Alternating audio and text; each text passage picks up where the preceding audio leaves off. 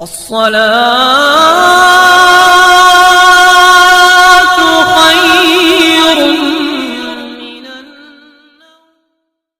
السلام علیکم ورحمۃ اللہ وبرکاتہ۔ پیارے دوستو، رمضان المبارک کے پہلے عشرے میں ہم داخل ہو چکے ہیں۔ رمضان المبارک کے پہلے عشرے ہی عبادت بہت بلند اور مرکزے والی عبادت ہے۔ حدیث پاک کے مطابق رمضان المبارک کے 3 عشرے بڑی اہمیت اور بڑی فضیلت کے حامل ہیں۔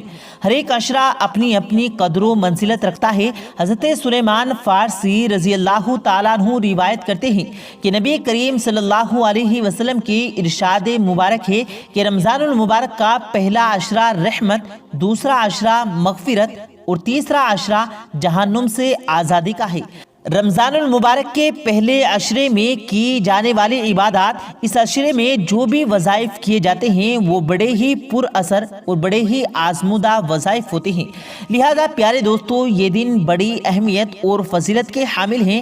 ہمارے بہت سارے بہن بھائی روزہ رکھ کے ہر وقت سوئے رہتے ہیں اور بالکل بھی عبادت میں دل نہیں لگاتے، حالانکہ رمضان المبارک کا دوسرا نام قربانی کا نام ہے، جس میں بندہ اپنی بھوک کی قربانی دیتا ہے، صدقہ و خیرات لوگوں میں دے کر اپنے مال کی قربانی دیتا ہے، سوتا کم ہے، تہجد کی نماز پڑھتا ہے۔ لہٰذا آپ بھی اپنے اس وقت کو لازمی قیمتی بنائیں۔ میرے پیارے دوستو، یہ بات میں آپ سے اس لیے کہہ رہا ہوں کہ انسان کی زندگی کا پل کا بھروسہ نہیں ہے۔ پتہ نہیں اگلا رمضان المبارک ہمیں نصیب ہوگا یا نہیں۔ ہم میں سے کتنے ایسے تھے جو کہ پچھلے رمضان المبارک ہمارے ساتھ روزہ رکھا کرتے تھے، آج وہ مانو مٹی کے تلے دبے ہیں۔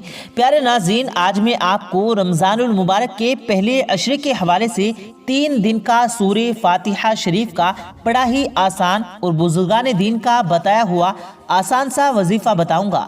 آج رمضان المبارک کا تیسرا روزہ ہو چکا ہے، لہٰذا آپ نے 3، 4 اور 5 رمضان المبارک کو سورہ فاتحہ شریف کا بڑا ہی آسان سا وظیفہ کر لینا ہے۔ پیارے دوستو، اس وظیفے کا فائدہ آپ کو صرف دنیا میں ہی نہیں بلکہ آخرت کی زندگی میں بھی ہوگا۔ پیارے ناظرین، اس وظیفے کی چند کاریگریاں بھی میں آپ کی خدمت میں پیش کروں گا۔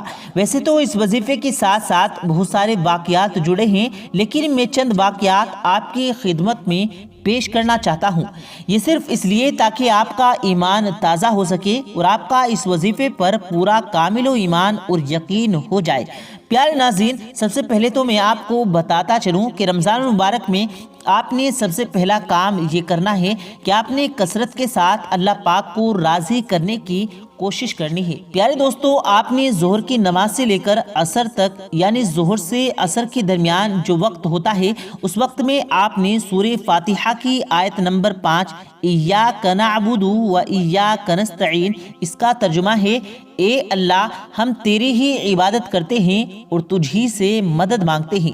اے اللہ، ہم صرف تیری ہی عبادت کرتے ہیں، نہ ہم اولیاء اکرام سے مانگتے ہیں، نہ ہم مزاروں پہ جاتے ہیں، ہم صرف اور صرف تجھ ہی سے مانگتے ہیں۔ آپ نے 4، 5 اور 6 رمضان المبارک کو ظہر کی نماز سے لے کر عصر کی نماز کے درمیان جو وقت ہوتا ہے، اس میں آپ نے ایاک نعبد و ایاک نستعین کو 1100 کی تعداد میں پڑھنا ہے۔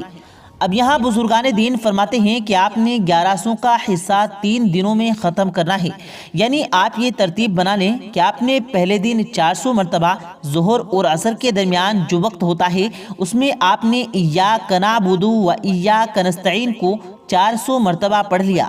اسی طرح دوسرے دن یعنی تیسرے روزوں کے بھی آپ نے 400 مرتبہ پڑھ لیا، اور چوتھے روزے کو آپ نے ظہر اور عصر کے درمیان جو وقت ہوتا ہے، اس میں آپ نے 300 مرتبہ سورہ فاتحہ کی یہ آیت نمبر 5 ایاک نعبد و ایاک نستعین کو پڑھ لیا۔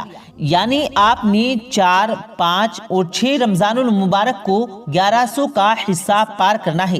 جیسے ہی 1100 کا حصہ کمپلیٹ ہو جائے، پھر آپ اللہ کے حضور سچے دل کے ساتھ دعائیں مانگے، اپنے اللہ پاک کے حضور دعائیں پڑھنی ہے، چاہے آپ کی کوئی حاجت ہو، کوئی بھی آپ کی پریشانی ہو، اولاد آپ کا کہنا نہیں مان رہی، بچوں کے رشتوں میں رکاوٹیں آ رہی ہیں، گھریلو ناجائزیاں ہیں، کاروبار میں مسئلہ ہے اور کوئی برسوں کی بیماری گھر میں چپٹی ہوئی ہے جو گھر سے دور ہونے کا نام و نشان نہیں لے رہی۔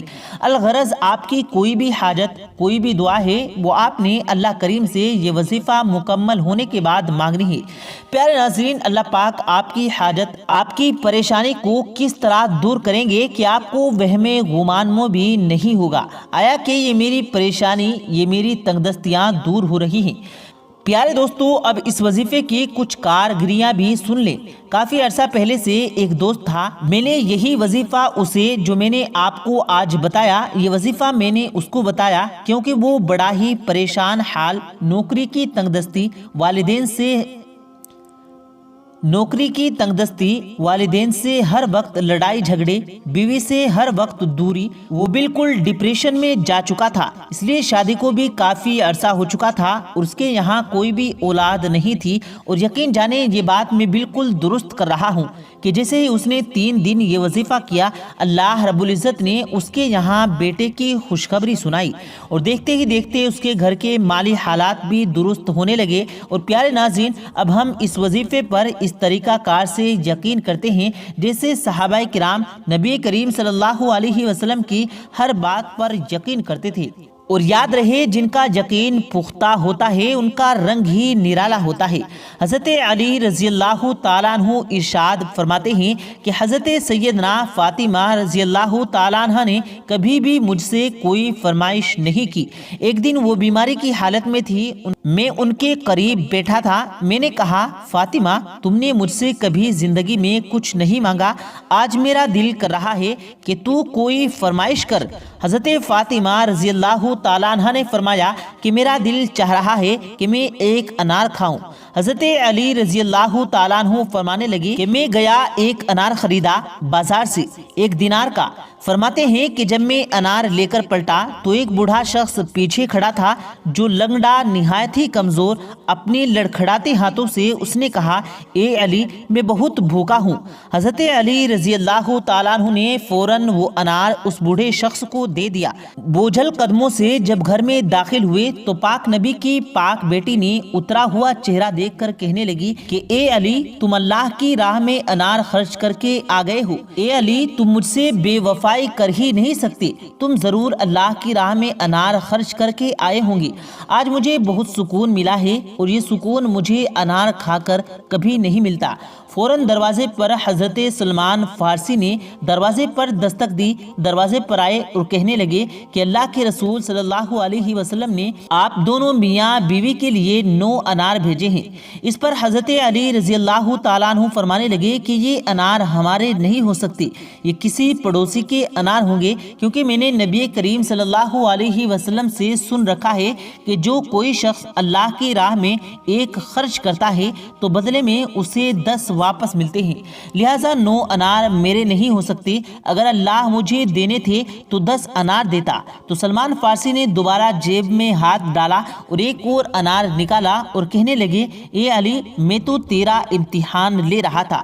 تو پیارے ناظرین، یہ واقعات سنانے کا مقصد کہ ہمارا جتنا کامل و ایمان اور یقین ہوگا، اللہ رب العزت اتنا ہی ہم پر رحم و کرم نازل فرمائے گا۔ تو پیارے دوستو، آپ لوگوں سے گزارش ہے، آپ لوگ اس عمل کو ضرور کریں۔ ویڈیو پسند آیا ہو تو ویڈیو کو دل سے لائک کریں اور زیادہ سے زیادہ لوگوں تک اس ویڈیو کو ثواب کی نیت سے شیئر کریں، اور اس ویڈیو کے بارے میں آپ کی کیا رائے ہے کمنٹ باکس میں اپنی رائے کا اظہار ضرور دیں، اور مزید اسی طرح کی روز کی ویڈیو پانے کے لیے ہمارے چینل کو ضرور سبسکرائب کریں۔ ملتے ہیں پھر ایک نئی ویڈیو کے ساتھ، تب تک کے لیے اللہ حافظ۔